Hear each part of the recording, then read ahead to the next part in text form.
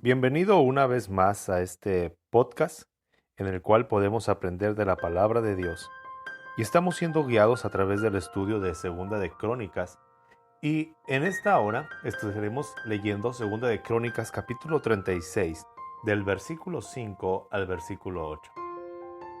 Una oración modelo que tú y yo pudiéramos seguir, al menos en este día, pudiéramos pedirle al Padre que su paz inunde nuestro pensamiento y que toda nuestra vida pueda estar llena de la gloria de Él, que nuestro pensamiento pueda perseverar en Él y que confiemos en Él y en su palabra. Cada día que tú y yo podemos abrir nuestros ojos, podemos respirar, podemos escuchar, es una oportunidad para disfrutar de las misericordias de Dios. El libro de Crónicas nos ayuda a entender la misericordia de Dios. En ocasiones consideramos que lo que está escrito en la palabra de Dios puede ser tomado como una historia ficticia o solamente ver a aquellos hombres y mujeres de los cuales menciona la palabra como personajes que alguien diseñó. Me encanta el pensar que los hombres y las mujeres que se mencionan en la Biblia fueron hombres y mujeres que vivieron, que respiraron y que tuvieron las mismas oportunidades y enfrentaron los mismos desafíos de nosotros.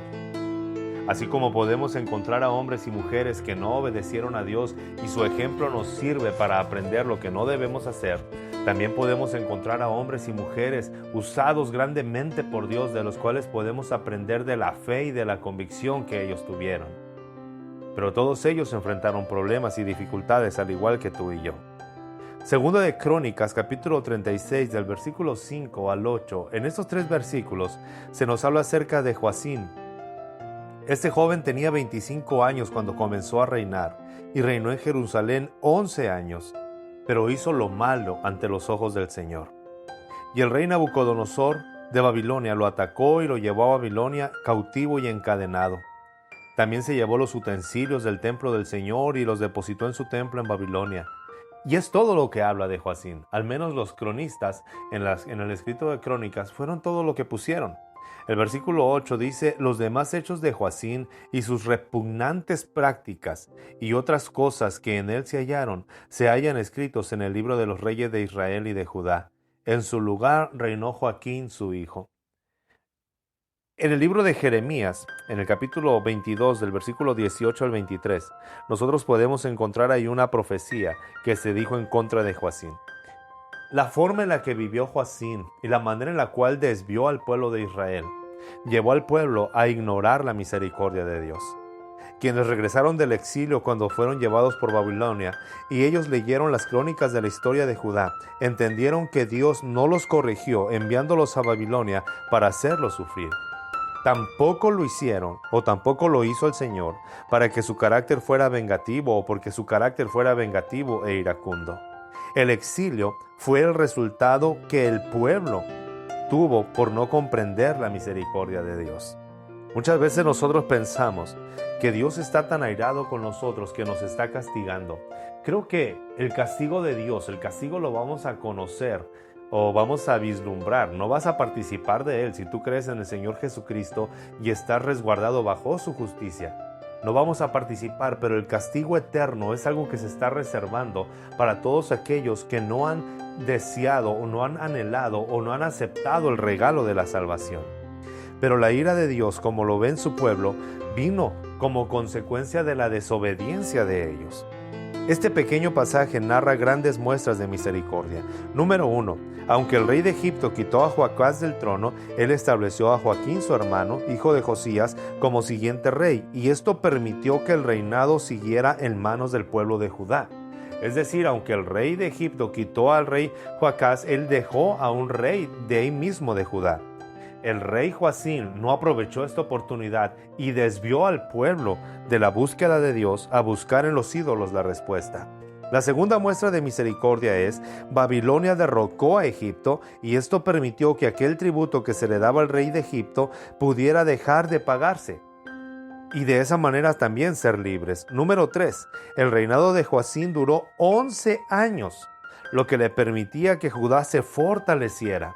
Es decir, aún en medio del pecado, Dios siempre nos va a estar dando las oportunidades de volvernos a Él y nos va a estar mostrando su misericordia. Y la cuarta muestra de misericordia de Dios es que, aunque Babilonia atacó a Judá, Dios permitió que en este ataque saquearan el templo, pero aún Judá no perdía su identidad. Es decir, el templo fue deshecho, se llevaron los utensilios, no había mucho que hacer, pero el pueblo de Dios no perdía su identidad como pueblo de Dios. Ellos podían seguir buscando al Señor como lo hicieron en el tiempo de Ezequías. Si recordamos, aunque el pueblo se había desviado y aunque no conocían la ley hasta que vino Josías, el pueblo tenía su identidad. Dios los seguía reconociendo como sus hijos.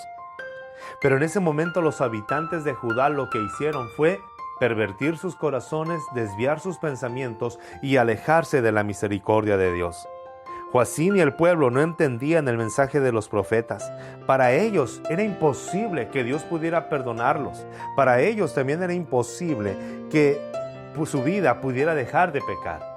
Dos cosas cuando estamos inmersos en la maldad y cuando nos hemos desviado de obedecer a Dios. Creo que con estas dos cosas siempre vamos a batallar. Número uno, creer que no podemos ser perdonados. Y dos, creer que no podemos dejar de pecar. Esas son las mentiras que el enemigo va a meter en tu pensamiento.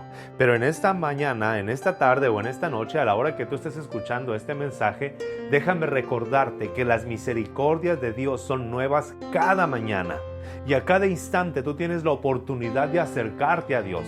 Y claro, que por su misericordia puedes ser perdonado. No importa qué tan grave sea la maldad o qué tan profundo sea el pecado en el que tú te encuentras o qué tan aborrecible sea lo que hayas hecho, la misericordia de Dios te alcanza. Sus misericordias son nuevas cada mañana y tu pecado puede ser borrado por la sangre de Jesús. Es lo que escribe Juan en su primera carta y dice: les escribo esto para que no pequen, pero si alguno de ustedes ha pecado, abogado tenemos para con el Padre, a Jesucristo el justo, el cual es fiel y justo para perdonarnos cuando confesamos nuestro pecado. Es por eso que el enemigo siempre va a meter en tu mente la idea de que no puedes ser perdonado, pero en esta hora, por la sangre de Jesús, por el poder de la palabra y por la obra del Espíritu, te recuerdo que puedes ser perdonado. Y la segunda mentira que el enemigo va a meter en tu pensamiento es el hacerte creer que no puedes dejar de pecar. Así como la gracia nos muestra el perdón de Cristo, también nos da la fortaleza para que no vivamos pecando.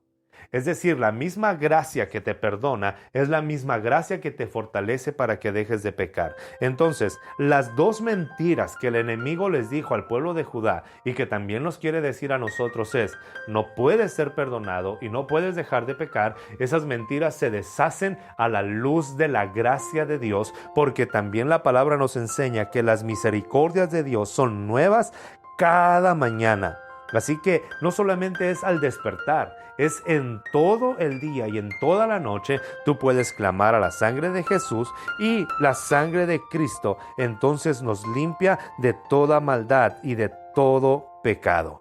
Así que te animo a que tú sigas adelante tomándote de la mano del Señor y disfrutando de la misericordia de Él. La gran enseñanza es esta: que cuando nosotros entendemos que somos dignificados para vivir por la misericordia de Dios, entonces podemos avanzar en una nueva vida libre y eterna que su Hijo Jesucristo nos ha regalado inmerecidamente.